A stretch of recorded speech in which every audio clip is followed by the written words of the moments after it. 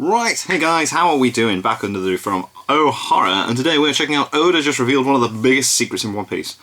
1049. Now, chapter 1049 was amazing. If you've not read it, there's going to be spoilers, spoiler warning. I thought it was epic. The fight is finally over, I assume, considering what Kaido said about in his flashback about who Joy Boy is, and then the fight ending the way it did. But let's see what O'Hara seems to think was actually revealed within this manga chapter. Oh my god, read it, guys. It's so good. Ugh. Do we finally know what Luffy's real dream is? Do we? Not to become Pirate King, but the one that Oda-sensei has only hinted at in his flashback with Sabo and Ace. The exact same dream that also Roger had, and that To be Joy inspired Boy. people like Crocus, Shanks, and Rayleigh to put all their faith into a rubbery boy to change the world. I think that chapter 1049 of One Piece really seems to suggest so. At the climax Mate, of the it was so epic. battle between Luffy and Kaido, both of them attacking with what seems like their So last cool. ultimate techniques. The Emperor asks Luffy what kind of world he wants to make if he's actually strong enough to change it. Yeah. And a series of 3 Let them eat as much as they want, yeah. I was like, right, okay. incredible double spreads. Luffy replies that he wants to make a world in which his friends can eat and drink as much As they like, wish. yeah. I can't even begin to explain the sort of goosebumps that this gave me. Now, why do I think that this answer not only makes a ton of sense, but more importantly, also wonderfully embodies the main theme and message of One Piece as a story? Okay. Because there is a lot packed into this little statement. One big theory that I heard being thrown around a while ago is that Luffy's real dream might be to have a giant banquet with all of his friends, Right. based on the fact that the end of every major arc and victory for the crew Always ends with kind of something like has that. Luffy celebrating it with a feast. I guess, yeah, So, soon, yeah. was really close, but did not quite hit the mark. Because just one giant banquet would imply that Luffy's biggest desire would be having one giant event with all his friends laughing and feasting together, which I absolutely do think will happen, don't get me wrong. Yeah, but it come on, there's doesn't gonna be some sort of celebration, address why not, the like? main theme of the story, freedom. The fact that Luffy Okay. wants to make a world where everyone can eat as much as they want. I mean, friends and food, the two things that he loves the most Yeah, in this man. world, implies that he wants him to have the freedom to live the happiest life that he can imagine. In other words, to me, it's kind of the most Luffy way of saying that he wants World to peace. liberate the world. Yeah. He takes Luffy's Yeah, I suppose that is Luffy's way of being like, look, we're gonna make everyone free. And connecting it to the central moral message of One Piece, which I just found absolutely beautiful. The banquets that Luffy had so far always are a celebration of life among equals that now are free to do whatever they like. Eat, drink, sing, dance. Because, as we know, at this point, Luffy is basically friends with everyone Everyone. in the world, Yeah. except Yeah. those who stand in the way of everyone else's happiness. In a world where most people So, live in celestial poverty dragons? and despair, ruled by a small group of people that have all the wealth and luxury, I would argue that means that Luffy's goal is to take down the world nobles and free the world. Oh, which okay. ironically is exactly what Kaido's goal is. This flashback, by the way, I'm just pumped to discuss in just a moment. Yeah, that was sick And seeing so Kaido as a kid even and that. more awesomely is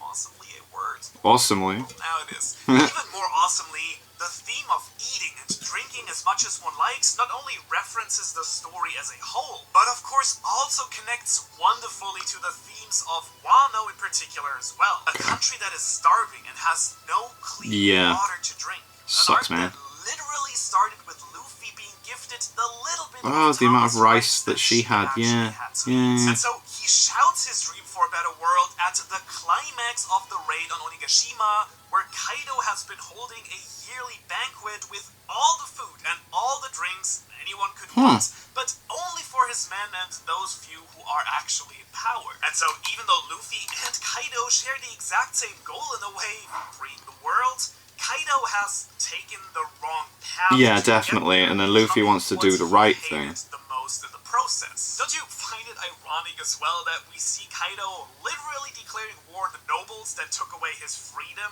and that of the people? Oh, it's winding me up that he's got a Funko Pop out of the box.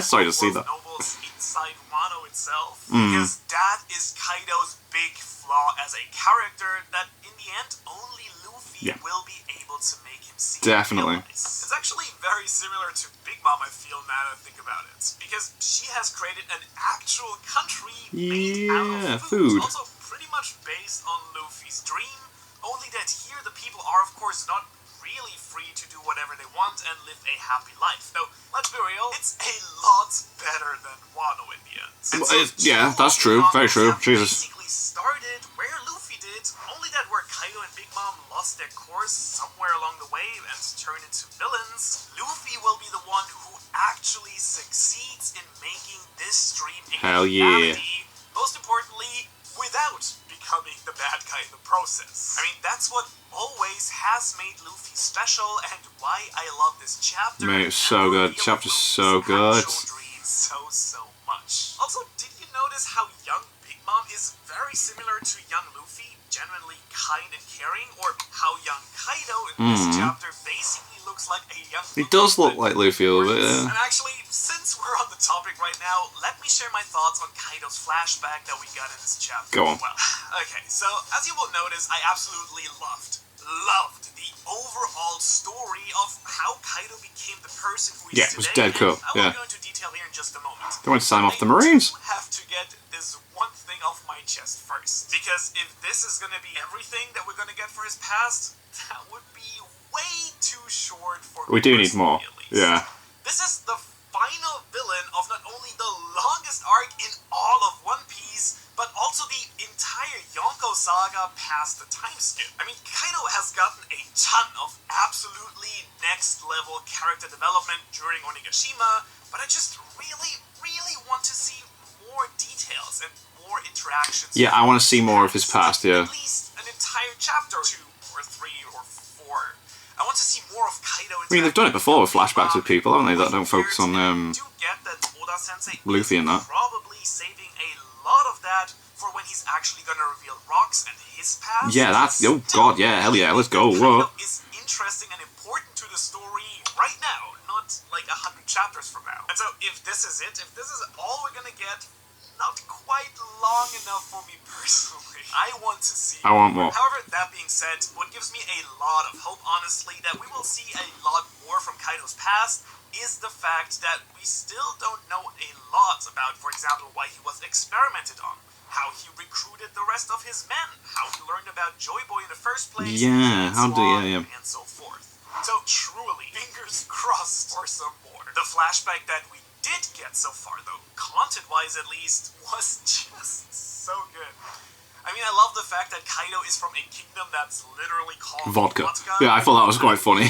And he drinks a lot. Bad alcoholic. How he made a name for himself as his country's strongest warrior at the age of 10.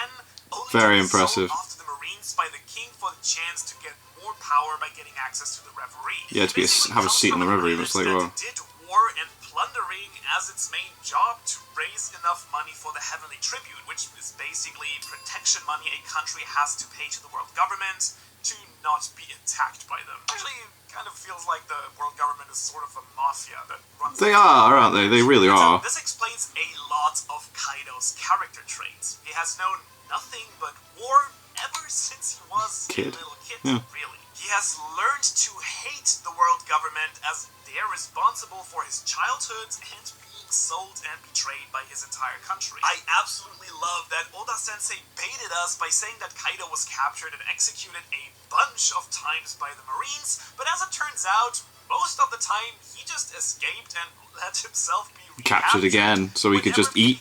I thought that was quite funny as well, yeah. Which is not only the most hilarious explanation for the strongest creature being captured that often, but it also ties in surprisingly nicely with the food theme. Yes, it does actually, yeah, because he... Another really I'm gonna catch it so I can eat again. thing I found was once again Big Mom's interaction with Kaido, because it really seems like these two used to have a much closer relationship than we originally thought. Yeah, I reckon they did the dirty. And is shocked to find out that Kaido once once again vanished after Rox was defeated by Garb and Roger.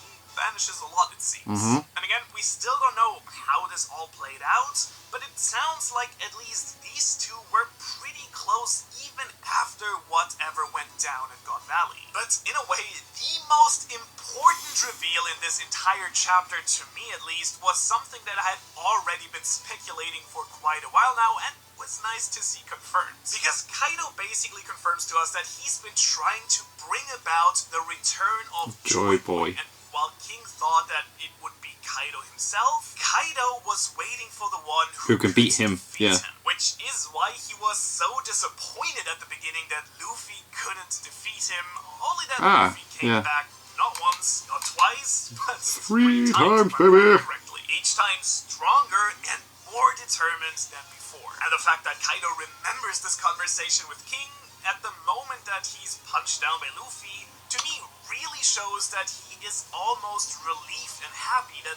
Luffy has to... Yeah, I suppose he had to have that thought. He's like, finally, we have Joy Boy. Push him this far. I mean, even the flame clouds have vanished, which by the way has finally triggered Momo into fully summoning clouds of his own. And so now the big question is, of course, is Kaido defeated or not? Well, I think this fight's gone on for so long now. I think it has to be done, surely. I personally would like to think that this fight isn't over. Okay. Luffy has come in a number of times in this fight already, but Kaido hasn't had to pull off a full comeback even once so far. I also still don't quite believe that we've seen his awakened form yet, and I would honestly like this battle to continue on for a little bit longer. I feel like it's gone on long enough, personally.